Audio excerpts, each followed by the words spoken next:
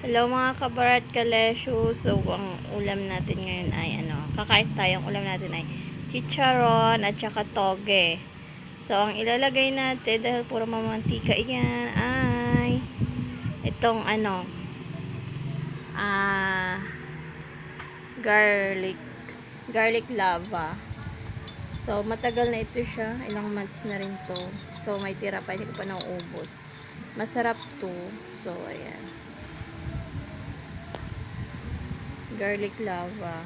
So, pag yung white vinegar nilagay nyo, magkukulay green yan. So, ang nilagay ko kasi dito ay apple cider at saka apple cider vinegar at saka honey. So, wala siyang, magkukulay green siya pag white vinegar at saka white sugar. So, para mas healthy, apple cider at saka honey.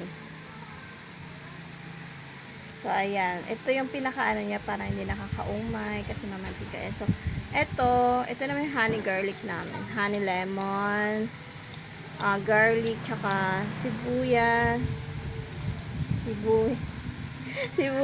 luyang dilaw, luyang puti. Masarap din to siyang sausawan. Iniinom namin to tuwing umaga. para siyang atsara ang lasa niya. Sa ilalim yung mga sibuyas. Mas bet ko yung sibuyas niya. Para siyang atsara. Parang ako kumakain ng atsara dito. So, may cayenne powder din yan. Tsaka ano ba ito yung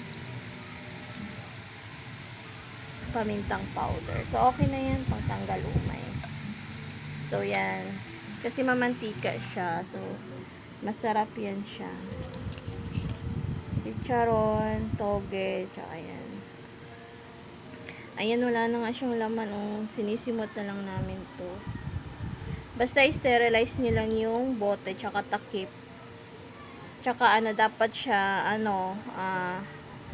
lagi siya dapat puno. Kaso ito, kasi pag, pag hindi na siya puno, tapos siya. Pag matagal na siyang fermented, nagkakaroon siya ng moss. Kakaroon ng amag na puti. Puting-puti, parang bulak. Pero ito, okay siya kasi lubog yan. Walang problema yan. Masarap ang nito, ang timpla. So, ayan. Ito, medyo maanghang kasi may cayenne powder na rin siya na nilagay. Nilagyan ko siyang cayenne powder, kaya medyo maanghang.